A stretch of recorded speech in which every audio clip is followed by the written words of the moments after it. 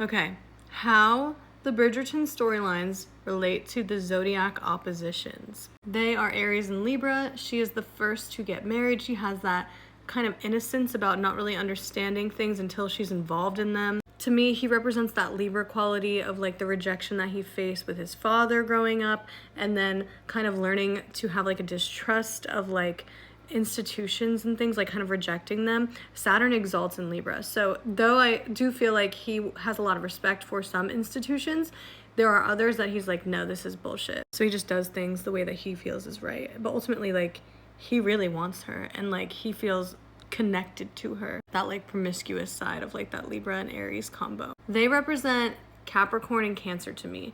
Now, already because of that sense of duty to the family and the cardinal energy that they have, where they're kind of like playful and they want to be first. It's like an innocent energy of just wanting to be the best.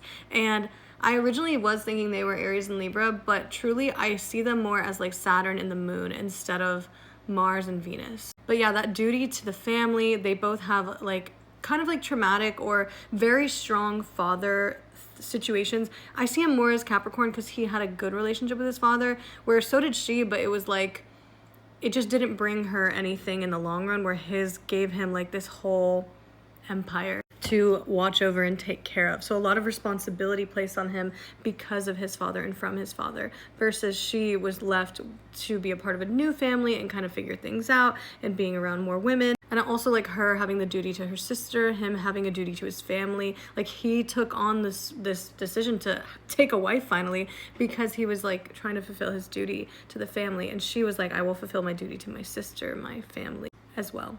They are easy, cut and dry, Gemini and Sagittarius. This one is cake.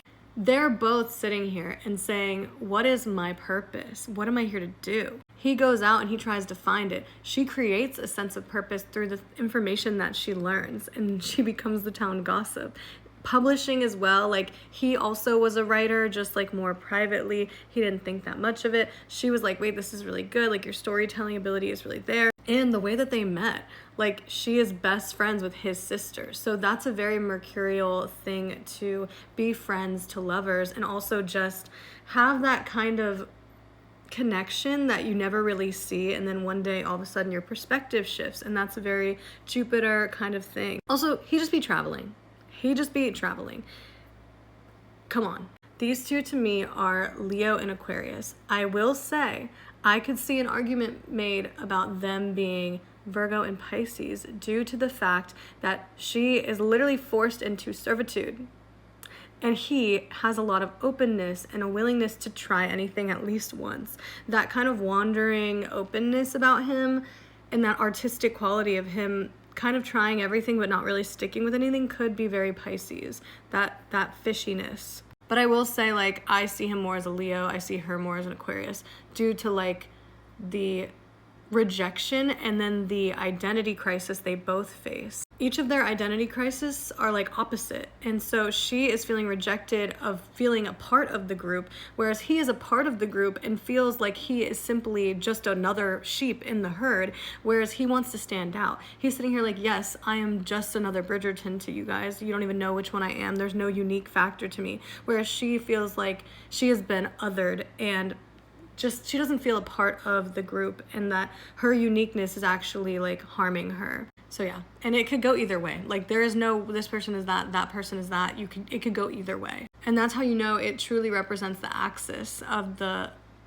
archetypes of the signs, because she just wants to be seen and he just wants to be seen as something other than what people see him as. He's almost too exposed and he wants to be different. Personally, oh, I didn't mean to get the picture of him blinking. Anyways, they are Scorpio and Taurus to me. He has that very dry Taurus-like quality. Honestly, you can think like Shane from Heated Rivalry energy, where it's like very dry and consistent though. And so what she's looking for is out from the chaos of her life and her family, and she finds stability and security within him, which again, Taurus traits. He's very stable. He's very consistent. But what she ends up going through is kind of like taboo.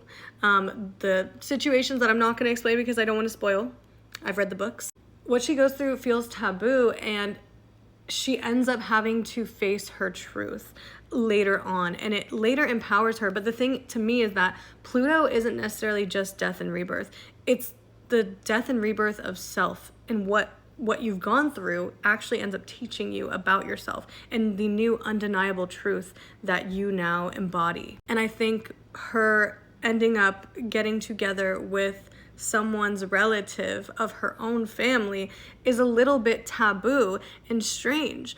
And she probably, well, I've read the books, I'm not gonna get into it. So that's why I see them as like Scorpio and Taurus. Like that's their energy together. Now I see them as Leo and Aquarius. They're trying to figure out their identity within society, a society that they've never been a part of, that they were kind of just like rejecting. They were just like, well, we don't fit in, we're not gonna even try, right? They were kind of okay with it, they've accepted it. He created a business. I will say, him creating a business made me think Cancer and Capricorn, because it's hospitality. But I will say a lot of business owners are Leos. So gonna go ahead and say Leo and Aquarius. She gets plucked out, as we've seen in the current season, to be a part of the queen's like ladies in waiting. So that's like an Aquarius, like one person being chosen kind of feeling. And also their child being the reason that they have nobility is a very Leo trait. There's like a star quality about the child, and that's how they get what their little rags to riches story that I eat up. And yeah, you see the way, if you watch the show, that they're constantly trying to really figure out their identity within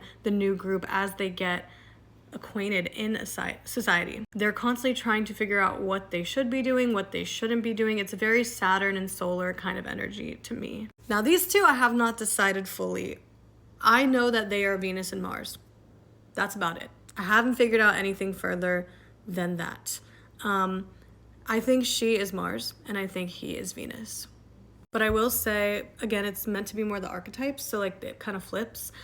There are moments where he goes after her and she is like, cannot, I will not. She kind of like restricts herself a lot. So that's why I feel like the Libra quality of like Saturn being exalted is very strong within them. Like time and age are on their side, and like they have the freedom to say, fuck it, let's just do what we want. Yet there's still that feeling of restriction and like pressure to still play by whatever rules were created. She very much embodies the way one should behave in society, and she's constantly trying to play by those rules.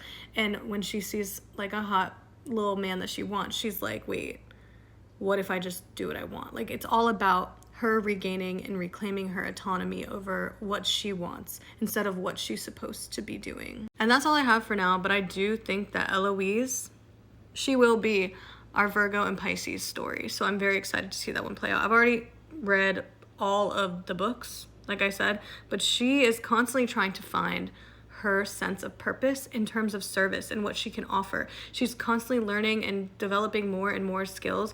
This can't be my only purpose in life, is to just be a woman. I want to be a woman that has skills. So I really do think so far they're setting her up to be the perfect Virgo.